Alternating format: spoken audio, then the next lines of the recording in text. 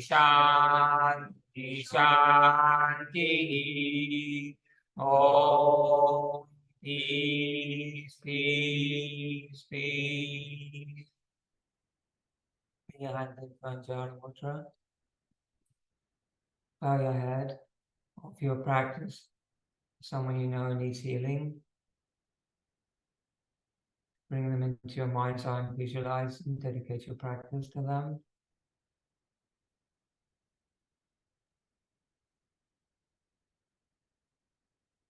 Namaste.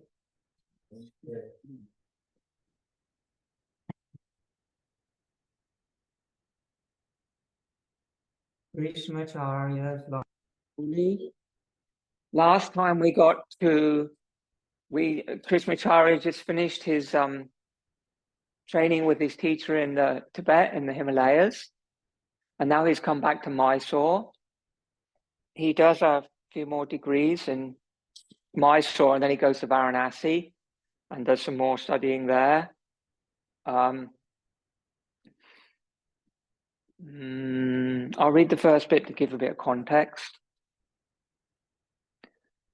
Equipped with degrees from the best universities in India, Krishnamacharya was ready to commit himself to fulfilling his teacher's command, his dakshina. He wanted to dedicate his life to yoga. But at the time, when few were interested in yoga, would he find anyone in Mysore to whom he could teach what he had learned?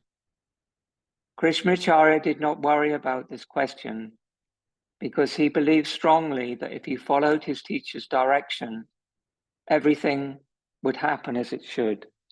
As Swami Shivananda says, the honey's there, the bees will come.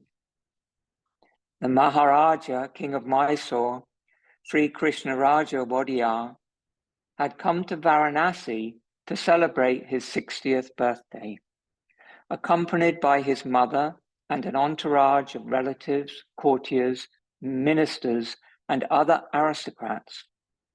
The king had heard of Krishnamacharya's accomplishments and knew of his eagerness to return to Mysore, so invited him to come to his palace. Krishnamacharya accepted the invitation, and soon he became the yoga teacher for the Maharaja and his family. Krishnamacharya's teacher had indeed blessed him with a good benefactor. So he literally becomes the teacher of the royal family of Mysore. When Krishnamacharya told his family and friends in Mysore that he was dedicating his life to yoga, they were shocked. Some even told him he was crazy. He heard the same comment over and over. With your qualifications in the Shastras, you could become the head of any educational institution or university, or even a minister in the royal court. Why are you wasting your time being a yoga teacher? This is the kind of level at which yoga teaching is considered at that time, and still is, I think.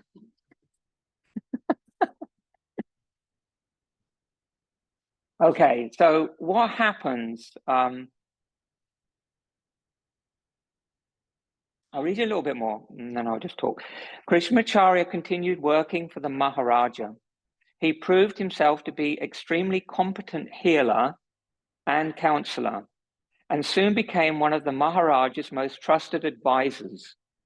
It was with the Maharaja's encouragement and help that Krishnamacharya established the Yoga Shala, which is a school of yoga, in the Mysore Palace. The Yoga Shala's purpose was to promote yoga and its benefits to the public.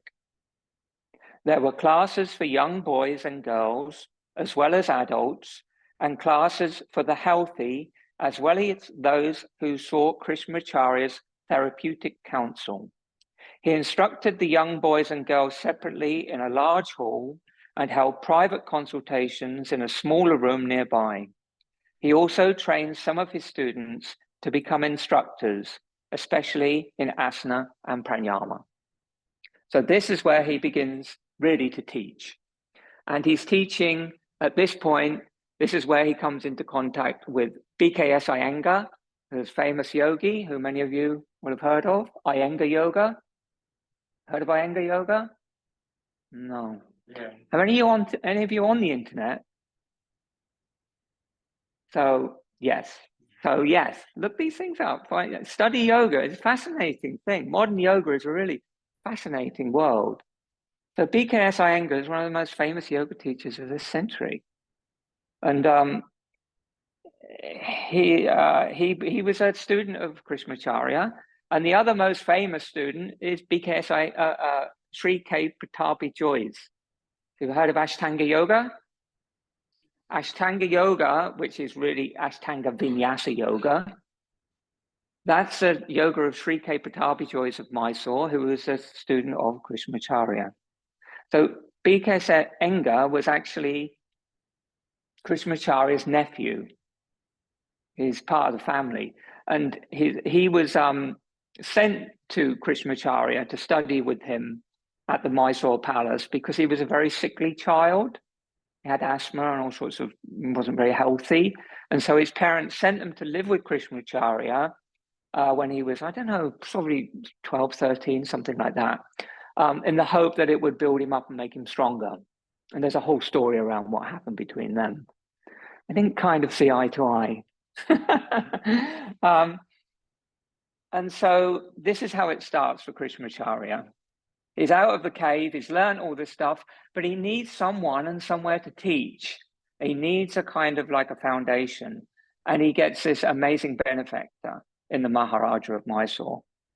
And so the Maharaja is a very progressive ruler of the state. First, he introduces electricity. And so it's the first state in India to have electricity. He's also very keen on education. So he develops a very effective and renowned education system in the whole of the state of Mysore, which is then replicated for a lot of the rest of India. And then within his palace, his extensive grounds, he has lots of different kind of cultural things going on.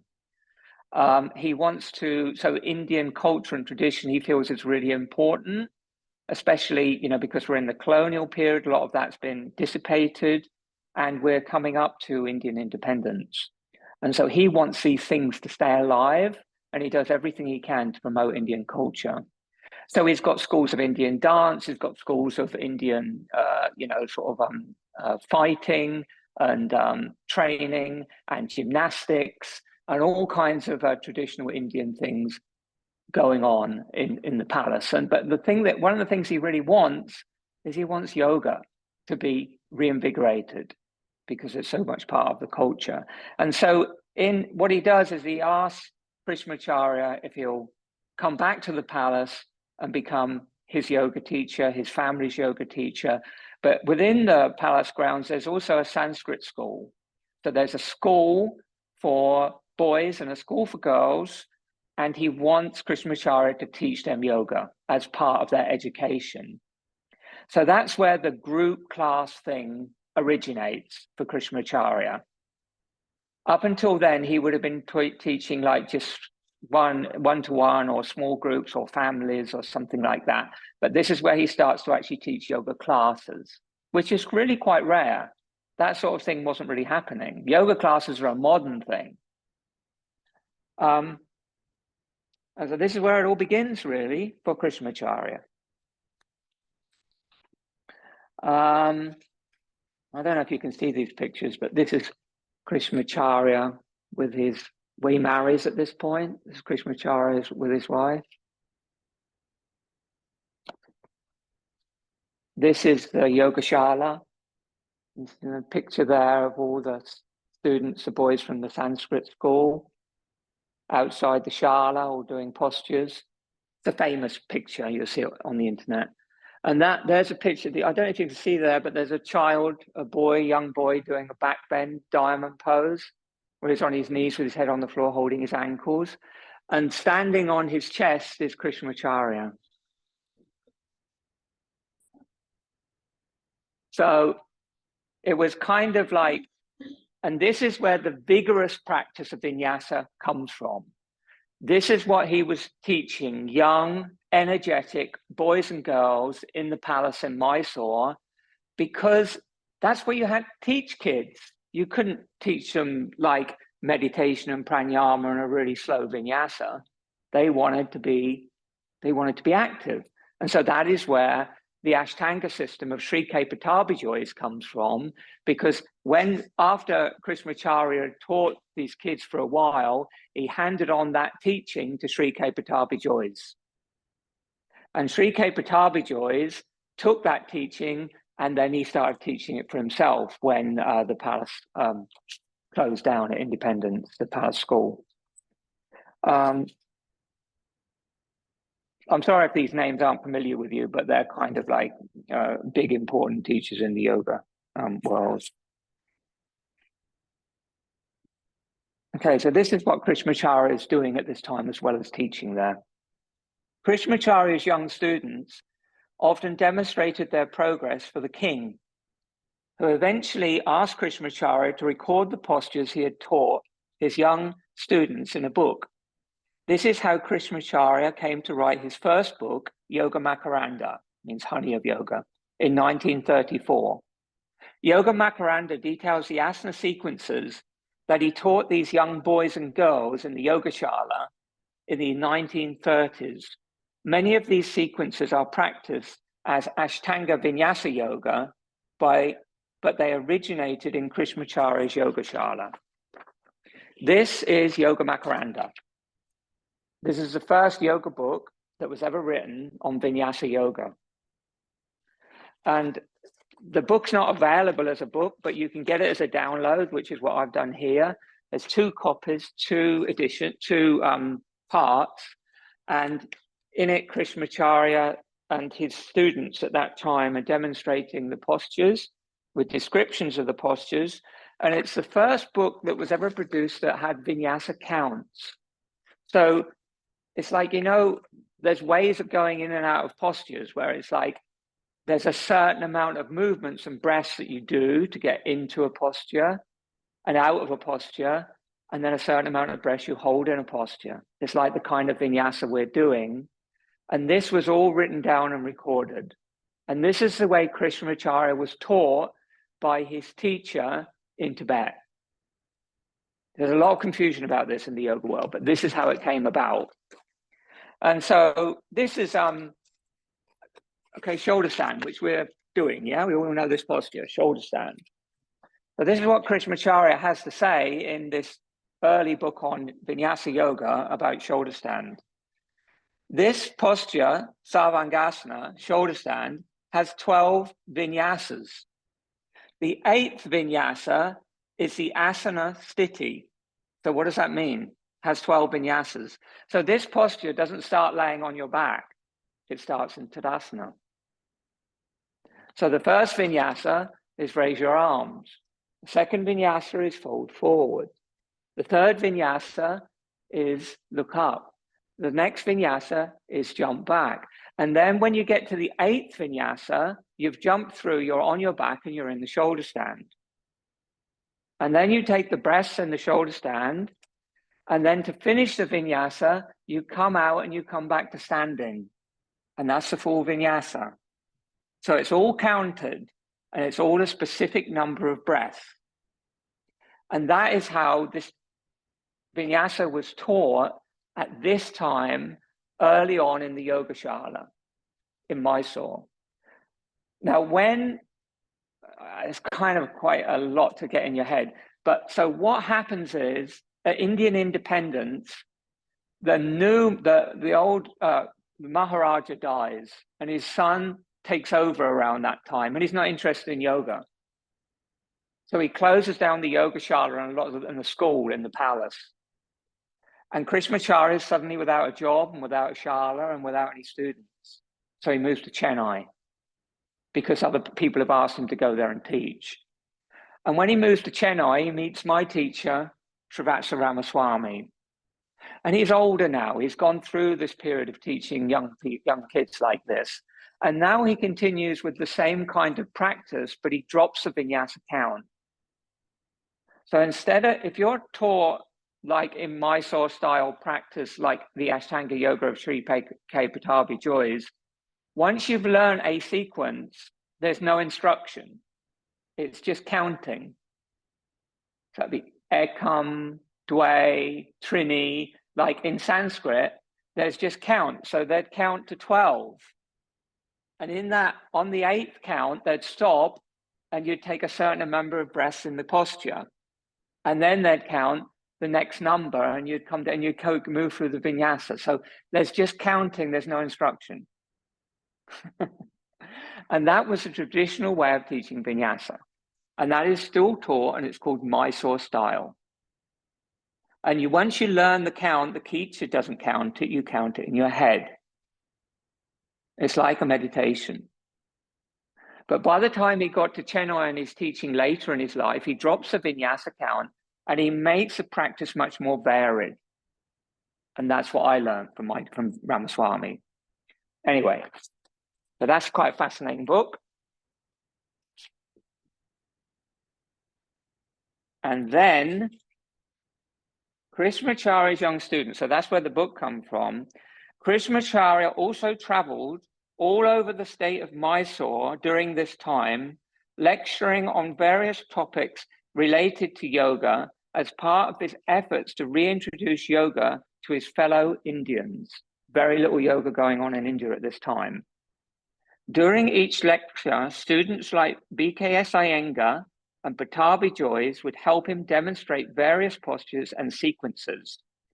Later, his own children, Desikachar, Shribashram, and Sri Shruba, would accompany him when he lectured and demonstrate poses for the audiences.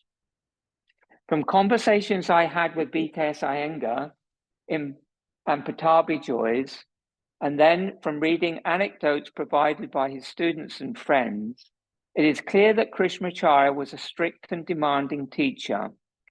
One incident that Iyengar related to me illustrates this. This is Iyengar speaking. We were 2 students who had to perform the postures. I was good in some of them, while Keshava Murthy was good in many of them. He was one of Krishnamacharya's pet students. However, he ran away the day before the demonstration. And he obviously chickened out. And the entire responsibility fell on my shoulders. Guruji, Krishnamacharya, gave me the list of postures that we would do the next day. However, before the actual demonstration happened, he completely changed the list. I was flabbergasted, but could not open my mouth. They're in awe of Krishnamacharya. I know how that feels with some teachers. I know I somehow managed everything except the last posture, Hanumanasana, which is full splits, which was difficult for me because my shorts were quite tight. When I told Krishnamacharya about this, he just took me to the side of the stage and ripped my pants at the sides so that they would loosen a bit. Then he said, "Now you can do it." Such was the intensity of my teacher, Krishnamacharya. I was surprised by this story, says Kastab, who's written this book. I had always known my grandfather as a very sweet man, since I was his grandson, but maybe he did not show this side to me, or maybe he had changed with age. On a recent visit to Pune during BKS Iyengar's 85, blah, blah, blah, I asked again about Krishna. Anyway, okay, so then he goes on. There's a little anecdote here from Pattabhi Jois as well. Pattabhi Jois offered me a similar view of Krishnamacharya when I met him in 2003 while traveling with some of my students. One of them asked if Krishnamacharya had been strict with him. Very strict was the prompt answer. After a moment's pause, he continued, but only for the sake of Dharma, which means righteousness or duty. He wanted us to be the best. This is why he was strict. He would make us do the vinyasas perfectly. If we made mistakes, he would ask us to do it again and again until it was right. But outside the classroom, He was a very, very kind man. He would give us food and teach us the scriptures.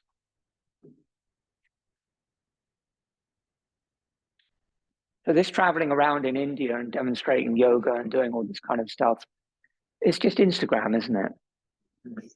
I mean, like, it's probably that Krishnamacharya actually used to call it propaganda. That's what he knew, that he had to catch people's imagination. So he didn't go there like a lot of people would and just sort of give a lecture on yoga. He got young athletic yogis, boys and girls, to give dramatic yoga demonstrations. You know, how many times do you open Instagram and there's someone doing a difficult yoga pose under a waterfall? It's like that kind of idea, isn't it? It's sort of like, let's grab people's attention. Let's do something dramatic, visually powerful. Let's suck them in, and then maybe we can generate some more interest. And a lot of his students came from these demonstrations. They would approach Krishnamacharya, and that's how Pattabhi Jois became his student. Pattabhi Jois went to a lecture in his local town. Krishnamacharya was there. He was I think Krishnamacharya obviously was a very charismatic, powerful presence, and he immediately knew that he wanted to study yoga. That's how he became his student. Just a couple more bits for your interest. Even in the midst of his ongoing work at the Yogashala and his busy lecture schedule around the country, Krishnamacharya always found time to tend his garden. He would prepare the manure himself and take expert care in growing trees and herbs. Most of the medicines that he prescribed to his students, he prepared at home using plants he had grown himself. This has always been the practice of the ancient teachers and the Ayurvedic doctors. Sadly, today, the herbs and other ingredients used in Ayurveda are typically mass-produced. Krishnamacharya's life, despite his growing renown and the respect and support of the king, remained simple, humble, and independent. Many times the king would try to offer him more payment by sending a basket full of fruits in which he would have hidden some precious jewels. My grandmother told me how Krishnamacharya always had an uncanny sense about these things, and he would send the untouched basket back with the royal guard, along with a message to the king. Sire, thank you for these fruits, but I'm afraid I cannot accept them, as they have come with a set of thorns. It disappointed the king that Krishnamacharya would not accept his gifts, but his affection for and trust of the young master only grew with each passing day. He consulted Krishnamacharya on many, many occasions, even when he had to select a horse for his personal use. He would ask Krishnamacharya's advice, wanting to be sure the horse he had chosen was the right one for him. Oh, God. Okay, so there you go. That's the next phase of Krishnamacharya's life. And at this stage, because Maharaja Wadiyar was such a progressive and he traveled all over the world. He knew many people from many countries. And when they would have big celebrations at the palace, people would come from all over the world. And this is how Krishnamacharya first came into contact with his first Western students. And it wouldn't have been considered ethical, ethical is not the right word, but it wouldn't have, for a Brahmin orthodox man, it wouldn't have been considered, I can't think of the word, but the right thing to do to teach Westerners. They would only teach Indians. And they would teach Indian men, Indian boys, and young Indian girls, but they wouldn't be teaching adult women. Okay, that's something that wouldn't be happening in the culture. Culture, it would be considered wrong. And he was a very orthodox man. Krishnamacharya was one of the first teachers to break these taboos. So what happened was, there was a big celebration at the palace, and one of the American diplomats came with his wife, and his wife's name was Indra Devi. And some of you may have heard of her, maybe not. Anyway, she eventually became a really famous yoga teacher in America and was like a yoga teacher to the stars in Hollywood. Like a lot of the big Hollywood stars were taught by her. She sort of introduced yoga to that set. And then she went on for many years until her 90s to be a famous yoga teacher in America and in South America. And she continued to go back and study with Krishnamacharya, but originally he wouldn't teach her because of what I just said. But because he was under the rule of the king eventually said, "You've got to teach her," because she was very keen to learn yoga, and she'd met Krishnamacharya and she was really impressed with him. But like traditionally in Indian culture, there's this kind of thing, like if you're a highborn Indian Orthodox male, you wouldn't really, if you talk even to a foreigner, I mean, you should have you go home and have a bath and change your clothes. It's that kind of thing. And I remember when I was in the ashram in the Himalayas, the lady Swami, one of the head lady Swamis in the ashram, died. And so for her funeral, loads of monks and pandits, which are like the scholars, came from Uttarkashi, which is an hour or so down the mountain, for her funeral, which was going to be chucking her basically and placing her nicely in the river, in the Ganges. And so when they came, we were all quite excited because we were all serving the food and we thought, oh, this is going to be great because there's literally, there were over 100 people came, all sorts of sadhus, like the craziest sadhus, to the monks, to the trainee monks, to the sannyasins, to the nuns. All these yogis came, a lot of them really famous in India. So we were really excited because we were going to get the chance to serve them food. And this was what was being arranged. And then like 2 hours before they arrived, the word went round that we couldn't serve them food because a lot of the people in that audience, if we'd have served them food as far as Westerners, they wouldn't have been able to eat it. That would have gone against their Orthodox tradition.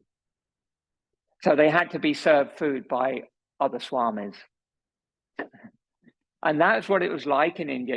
We're going back this was when I was in India. So think about what it was like at this time in the 30s. And he was asked then to teach a Western woman. And he said, and she was there for this big celebration. He said, I'll teach her under one condition, that she only eats fruit, that she gets up for practice at like sunrise every morning. And like she practices at sunset every evening, and she goes to bed at 9 o'clock, which he thought, well, there's no way she's going to do that if she's here for this big celebration, for a big party, basically. But Indra Devi called his bluff, and she did all those things. She dropped out of the celebrations, and she became his first Western yoga student.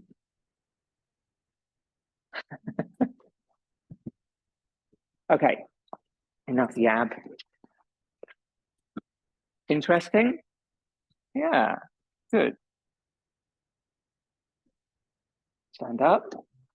Asana. I'm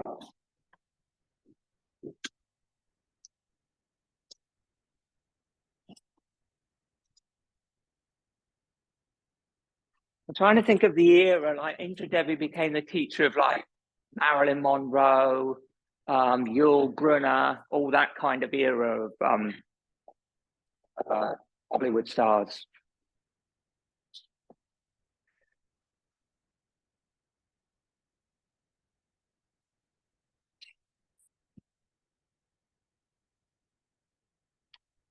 Tadasana.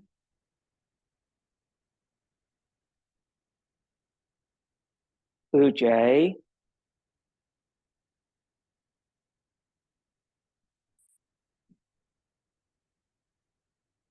Ekam. Okay, now I'll try it. Okay, that's the way it would have gone. Inhale, raise your arms.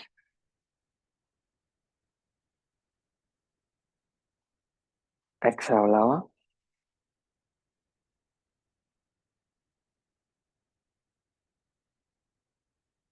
Inhale.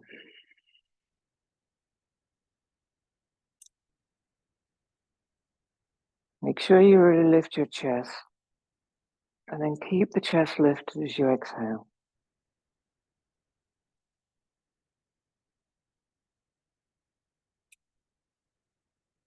Shoulder variation, inhale.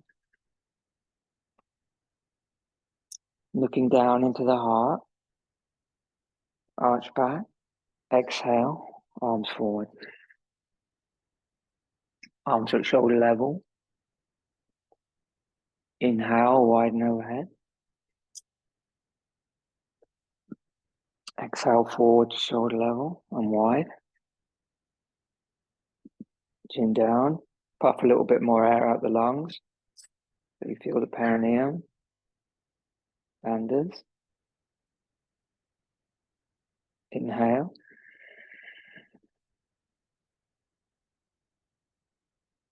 And exhale.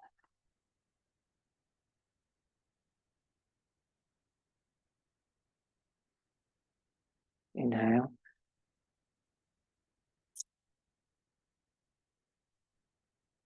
Exhale, hands behind. Interlock fingers, hold elbows or reverse prayer. Inhale for your lungs.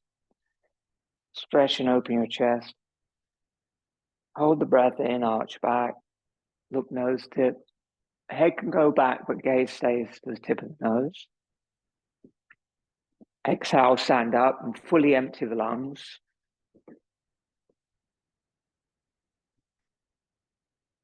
Inhale, fill the lungs.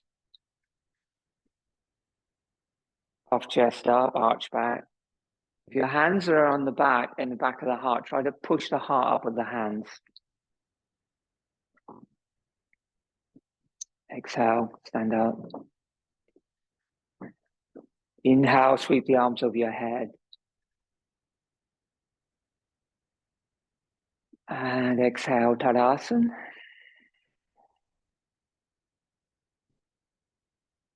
Surya Namaskar. Inhale. Exhale, Anjali.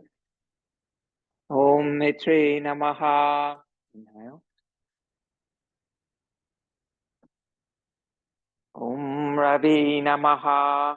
Exhale.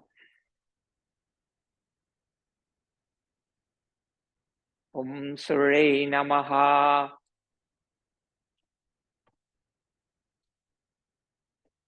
Om Banavi Namaha.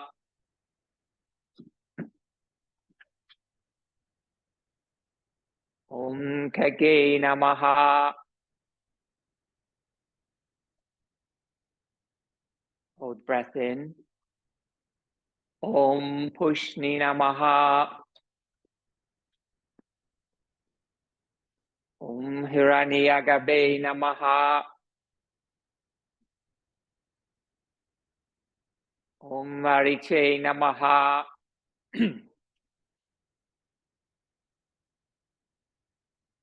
Om Mariche Namaha.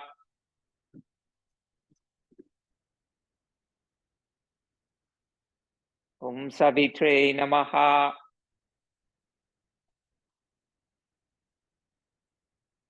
Om Ake Namaha.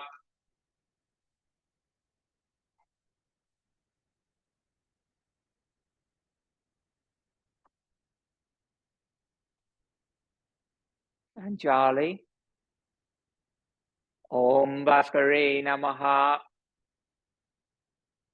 Inhale. Step to the right.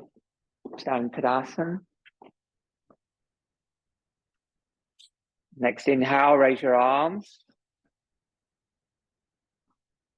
Exhale, hop or step. Inhale, arms over the head, flip your palms, turn the feet to the right, square your hips to the front of the mat. Inhale, arch back. Exhale, arms wide, shoulder level, bend the front knee well, keep the back leg straight, shoulders back over your hips. Inhale up. Arch back, look at the horizon line. Your head can go back, but your gaze stays forward. Exhale, go down. Second vinyasa. Inhale. No, you're right. Arch back. Exhale. Hold. 3 breaths. Ujjayi breathing, nice and strong. Looking at the horizon, your little form of the divine, or imagine the setting sun.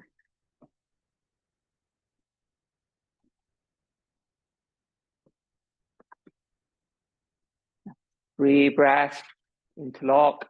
Keep the front knee bent and arch back.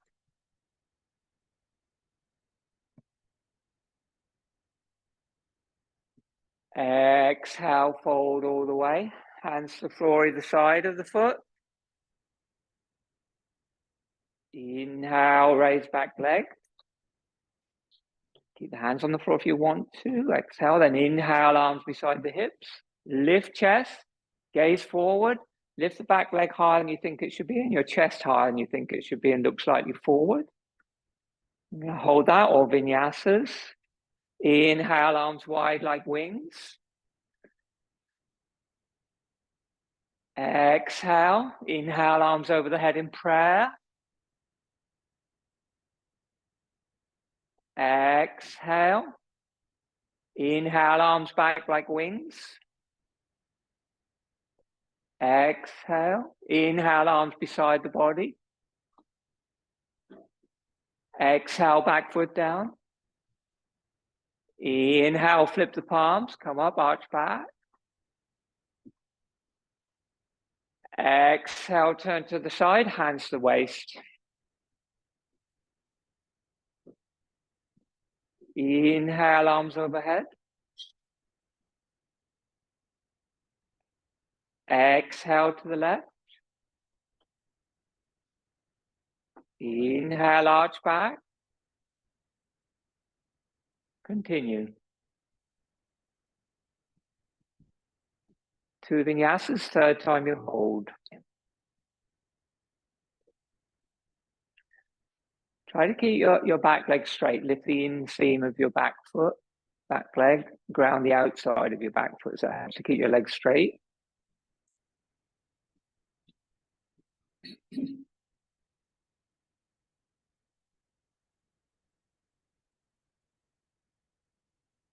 And all the way through the sequence, keep squaring your hips to the front. Keep moving your right hip forward.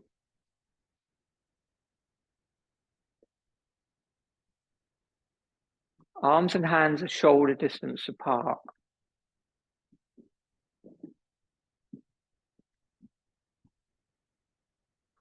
Drop your shoulders in order to straighten your arms. After your 3 breaths, you come up. And this arch back is with the knee bent, Charlotte.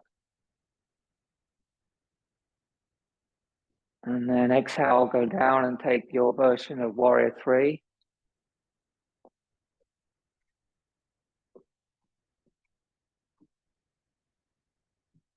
And then move through if you want to, move through the vinyasas.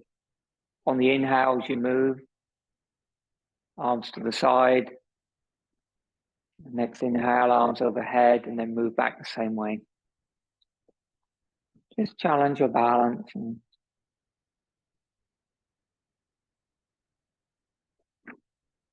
keep your breath smooth.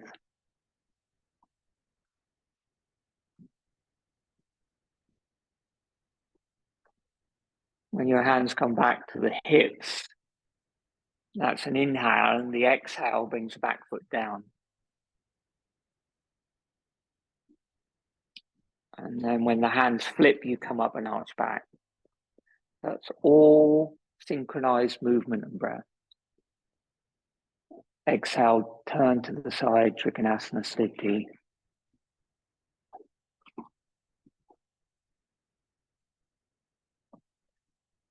Inhale, arms shoulder level.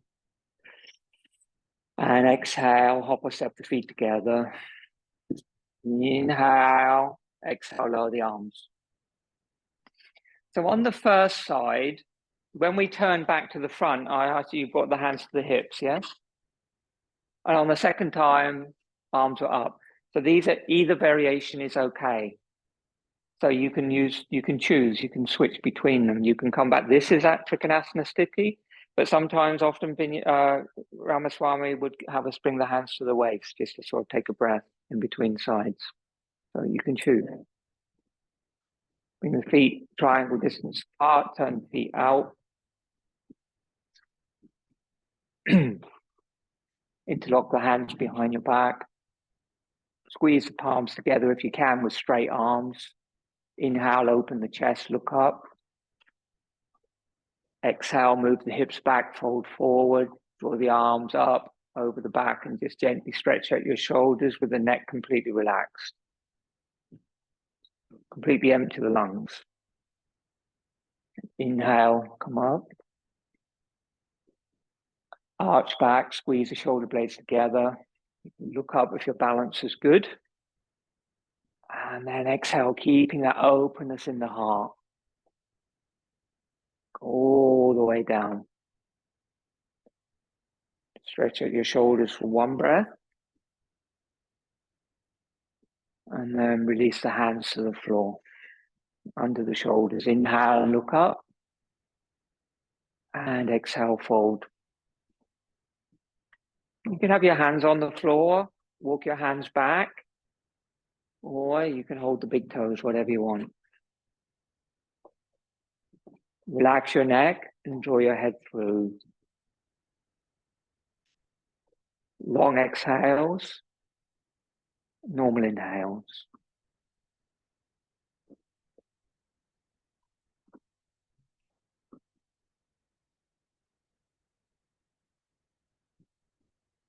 And then release your hold if you're holding your toes. Interlock the hands behind your back. Exhale. And then pulling into the hands, opening the chest all the way up. Arch back, look up. Exhale, hands to the waist. Inhale. Exhale. Hop or step the feet together. Turn to the front, Tadasana. Lean and return sequence. Inhale, widen overhead. Exhale, palms forward. Arch from the upper back, stretch through the shoulders and the upper lungs. Exhale, hips back, fold all the way. Little inhale into the back of the heart. Exhale, Utkatasana, fully empty the lungs. Not yet, Julie. A little inhale into the back of the heart, hold the breath, sort of makes you light. Hop or step, Chaturanga. Or knees down, that's fine.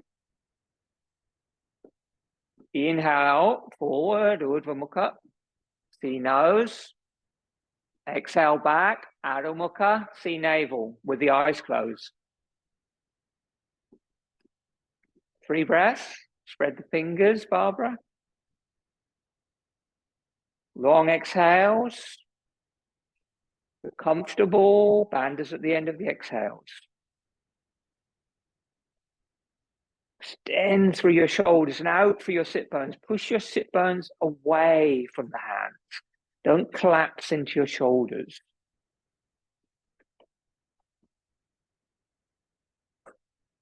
Good. Inhale, plank pose. Exhale slowly to the floor.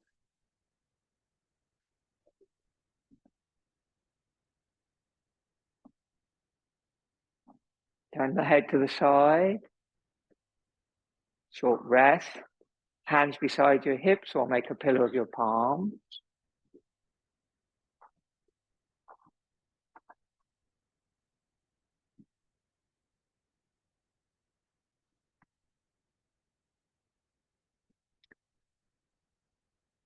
Forearms on the floor, fingertips just in front of the shoulders, elbows in, forearms on the floor. Last time I think we did it with the cobra. This week we're going to do it with Makrasana with the forearms on the floor, Robert. And inhale, lift the forehead, the nose, the chin, the chest.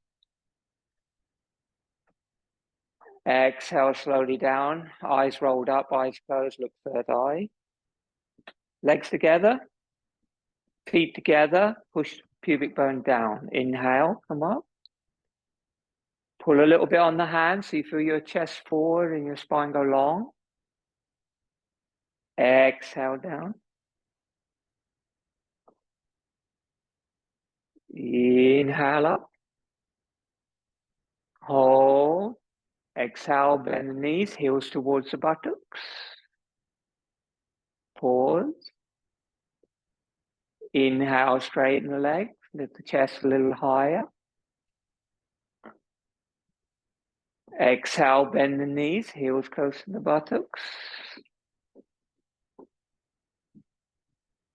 Inhale, straighten the legs, lift the chest a little higher, elbows in a bit, Quan. Last time, exhale, bend the knees, heels close to the buttocks. Keep pulling on the arms. Inhale, straighten the legs. Lift the chest a little higher. Exhale, slowly down. That's a different variation of the vinyasa, doing it holding the chest up. You can also do it like we've done on previous weeks, where you lower the chest down in between each vinyasa. And then inhale, come into a low cobra, slide your hands back a little bit. And exhale, seat the heels, long back. Extended child's pose for one breath.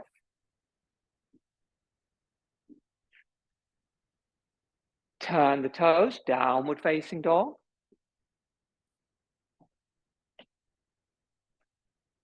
Inhale. Exhale, long. Look nappy. Hold breath out. Utkatasana, hop or step forward. And then keeping your abdomen on your thighs. Inhale, straighten your legs. And exhale, round your head, your back, and bring your head in towards your knees.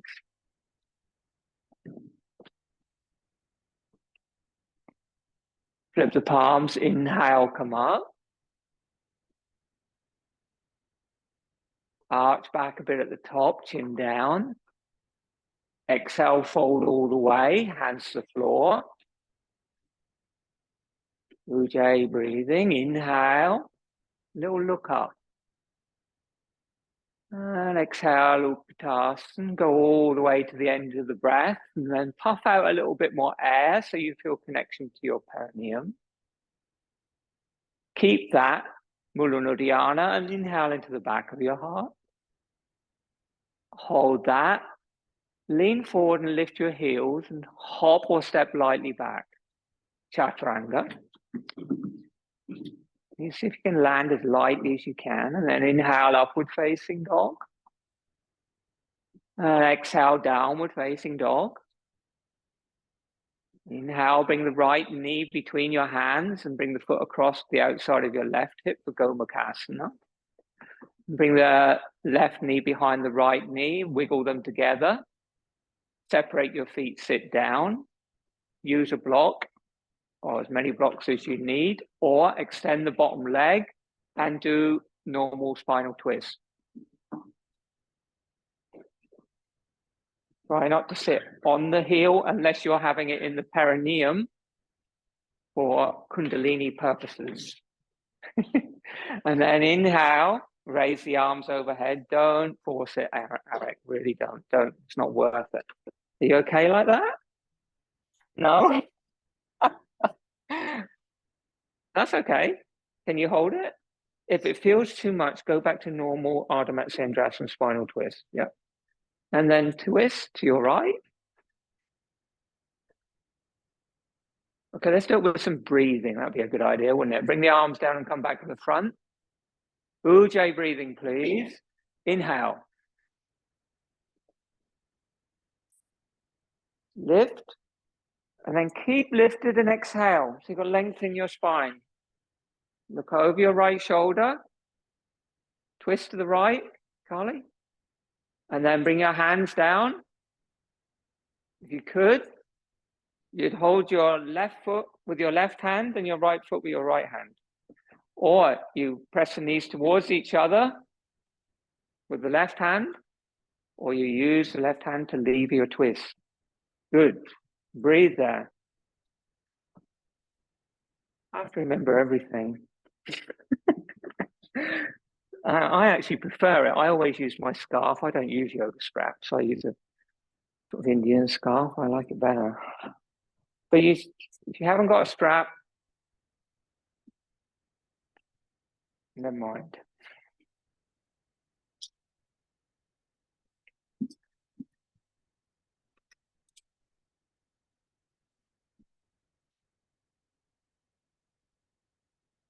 Let it go. You bring this arm forward. Fully rotate it. You drop it. Your arm gets longer.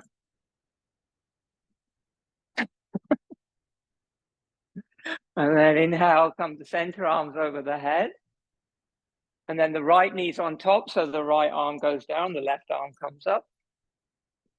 Strap or sock or hold your shirt, or if you've got long hair, use your hair. Improvise.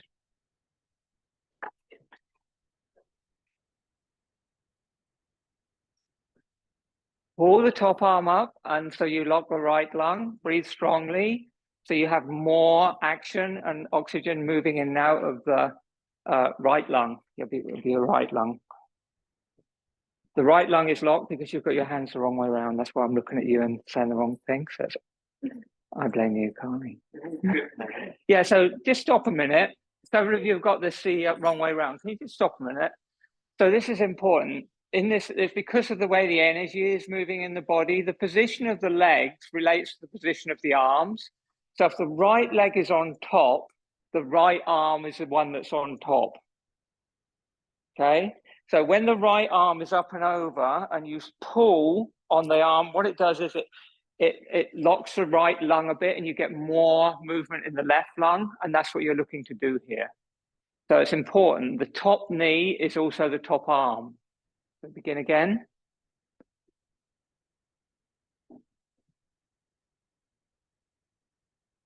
And then strong Ujjayi breathing. This is for your lungs, this posture.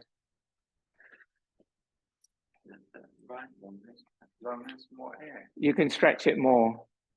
Yeah. It's obvious, no? Okay, good.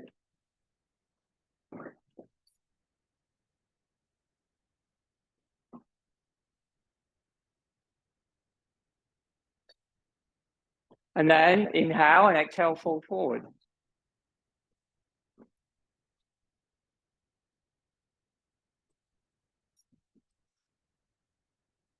Inhale, sit up.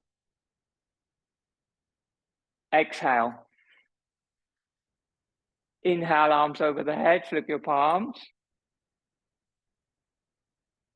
Exhale, hands to the floor, hop or step back, chaturanga.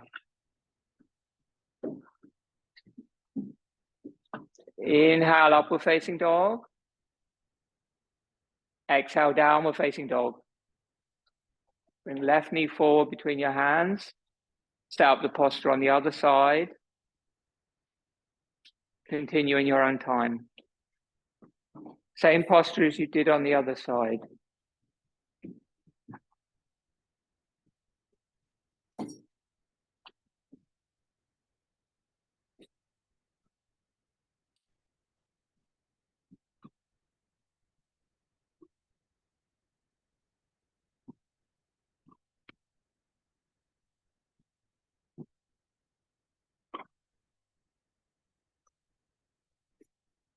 This is one of those postures where using a strap can really help you get deeper into the posture if you can't reach the foot. Because it helps to, by pulling the foot in towards the body, it makes it easier to reach. But only if you're kind of like getting there. If you're not getting, okay. 3 breaths, long exhales. And then when you're ready, you come to center. And clasp the hands behind the back. The arms go up first. That's an inhale. And then you just go straight into the clasp on the exhale if you can. If you need to take an extra breath, that's okay. Pull the hands away from each other and make sure the top arm is moving back. That's more important. And if you can put that forearm in the middle of your head and push the head back into the forearm, it will just stretch that side more.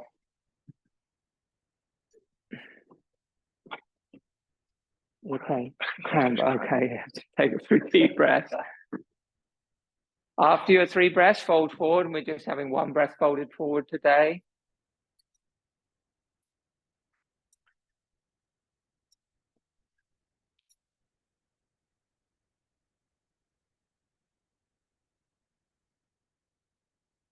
And when you've finished, come up, move for a vinyasa. Hop or step back, chaturanga, meet in down dog.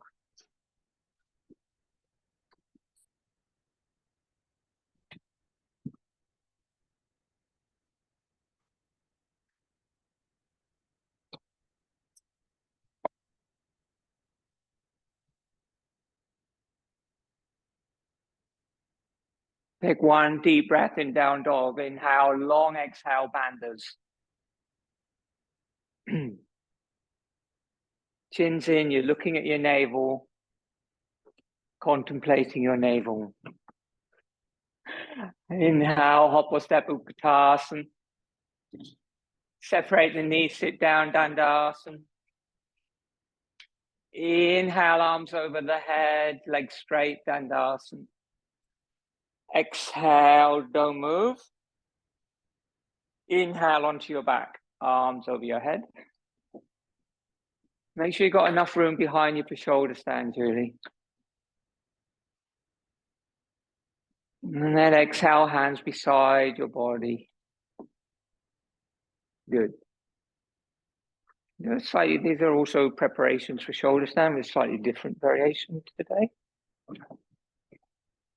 Inhale, bring your arms over your head. Palms facing up, arms separate. Exhale, raise the legs and the arms 90 degrees, point the toes. Keep the head on the floor, but lift the shoulders and the hips up. Inhale down. Need to bend the knees, feel free. Exhale up. Ujjayi breathing. And now on the inhale, lower halfway. Halfway down with the legs, halfway down with the arms. Hold, take 2 breaths. Your arms nearly on the floor, Aisha. Bring your arms up. Focus in your center, Uddiyana Bandha. Point the toes. And then on the inhale, come up 90 degrees. And just lift the shoulders and the hips up, but keep the head down. And then bend the knees and exhale, put the soles of the feet on the floor, close to the buttocks. Hands beside the hips. Inhale, lift the hips, Setu Bandhasana. Close the eyes, look hard. Hold the breath in. Exhale down. Inhale up.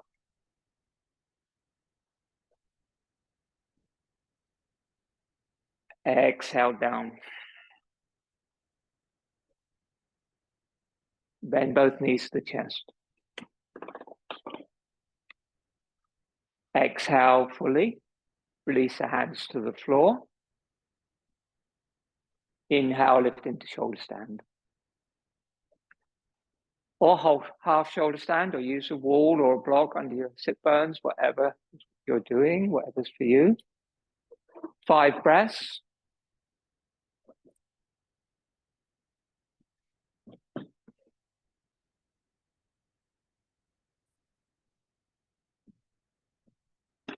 While you're doing your 5 breaths, keep your throat and your jaw, your upper palate relaxed. And I'll wait till we do the second one to read. Lower your feet to the floor, slowly come down.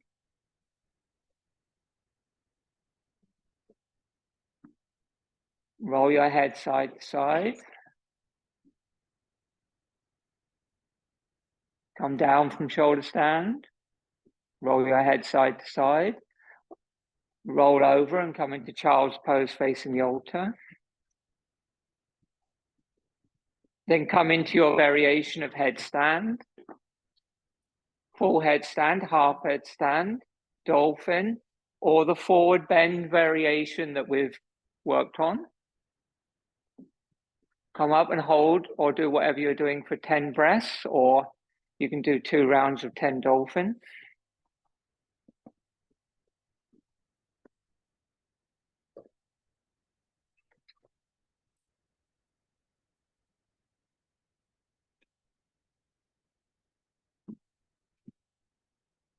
Yeah, elbows in a little bit. Yeah.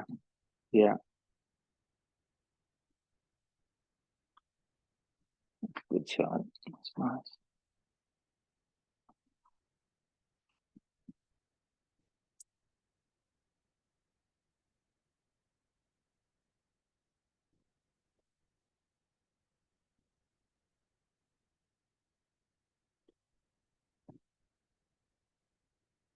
Try to keep your ribs in a little bit here, though. Yeah, don't let them jut out too much. After your 10 breaths, make your way down.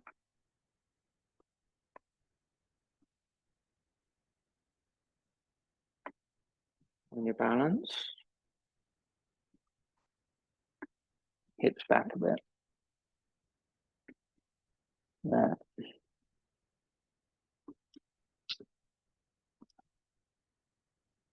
Take a couple of breaths, 3 breaths in child's pose, then come onto your back and come back into shoulder stand.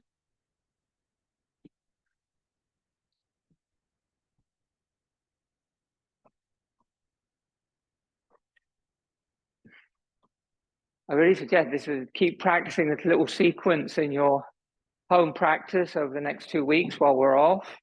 See if you can get this really working. Shoulder stand again. Or half shoulder stand, you can do the variations in whichever you're in.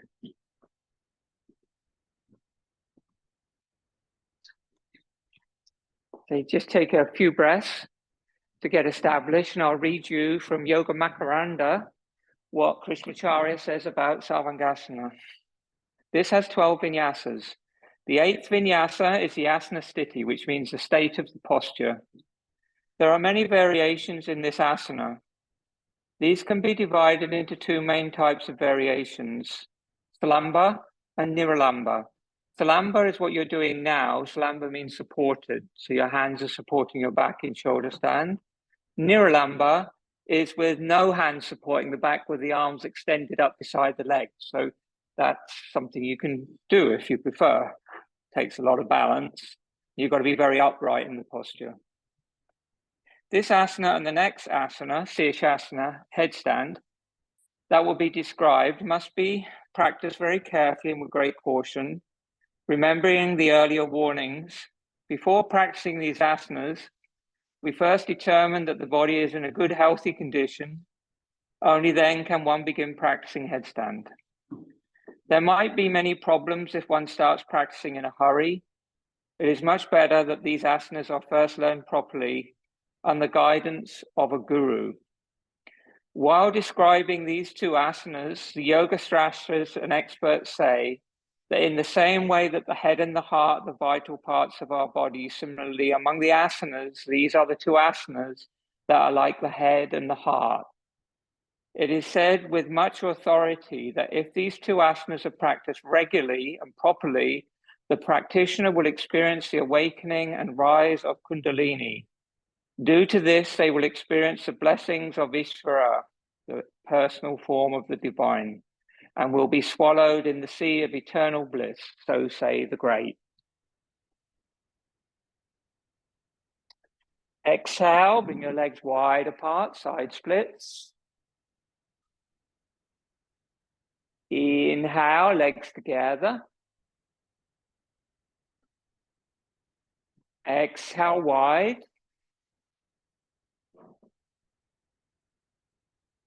Hold. Inhale. Exhale. Inhale. Exhale, soles of the feet together, knees wide, Baddha Konasana. Urdhva, upside down, Baddha Konasana. Inhale there. Exhale. Inhale, legs wide. Exhale, legs to the floor, keeping the legs wide. If the feet don't come to the floor, keep supported, Salamba. If they do, release your hands and hold your big toes. Push your hips up. 3 breaths.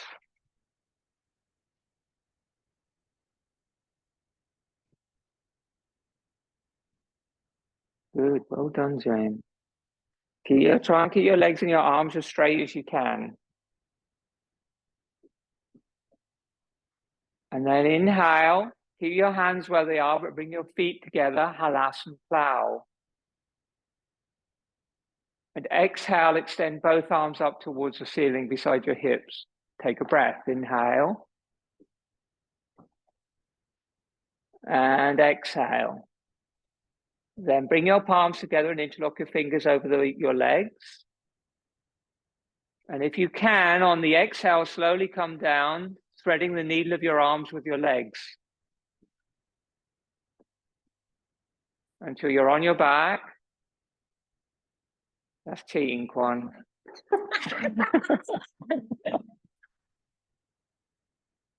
And you, Carly, that's cheating. Okay, and then exhale, bring your arms back to your sides. Bend your knees and lift your hips. Exhale, interlock your thumbs under your back. If you want to do a lotus or a cross-legged variation of this posture, feel free. And then lower the body down onto the forearms. Straighten your arms, Barbara. They're all bent. They want to be straight like a poker. And then inhale, straighten your legs. Lift your head and your chest. Drop your head back. Fish pose. Good. Take a breath there. And if you're, bring your legs together, Carly. And if you're comfortable there, release the hands, keeping the chest up and the top of the head on the floor. And inhale, extend your arms forward, 45 degrees, hands in prayer.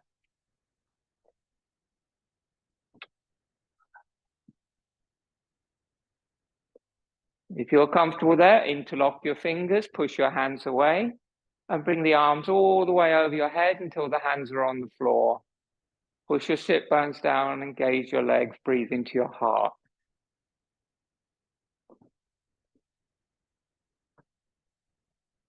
Very good. Bring the hands back over the heart in prayer, thumbs on the chest. Release your elbows to the floor, everyone. Release your neck, come down. Roll your head side to side. Relax in Shavasana.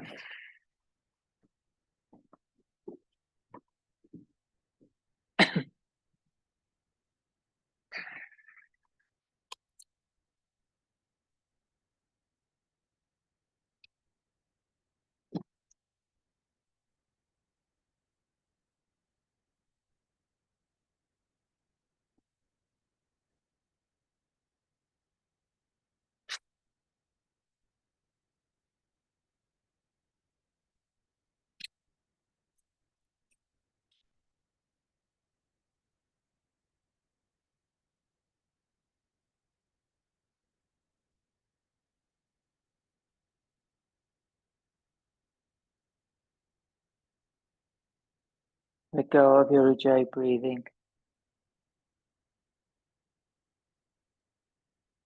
Relax your feet and your legs. All your spinal muscles. Let your body go heavy into the floor.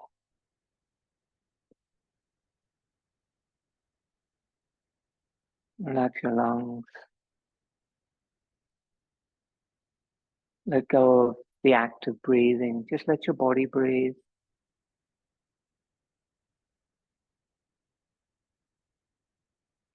Whatever you're thinking, drop your mind into your heart. Let your mind rest. Just be conscious of breathing.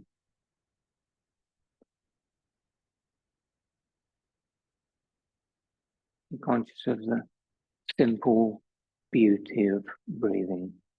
The breath moving in and the breath moving out.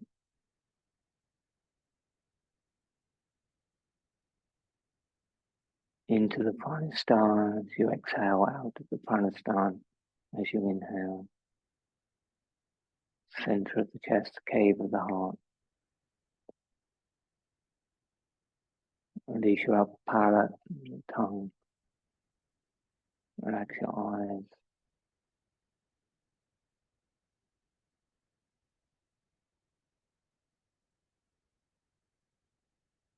Rest your awareness in your heart. Completely relaxed.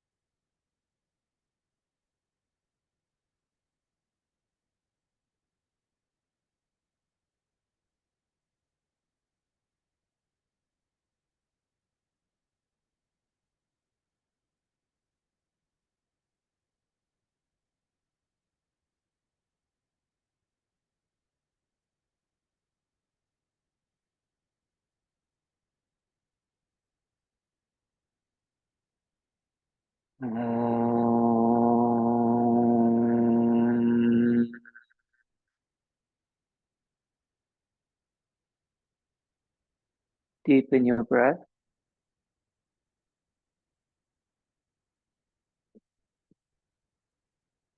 Inhale, arms over your head, stretch out your body.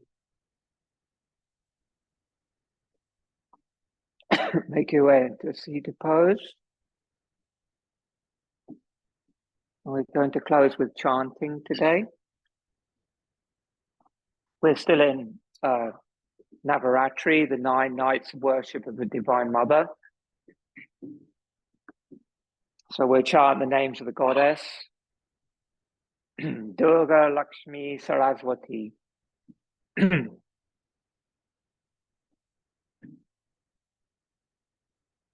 Just call and response chanting. Inhale deeply for Om.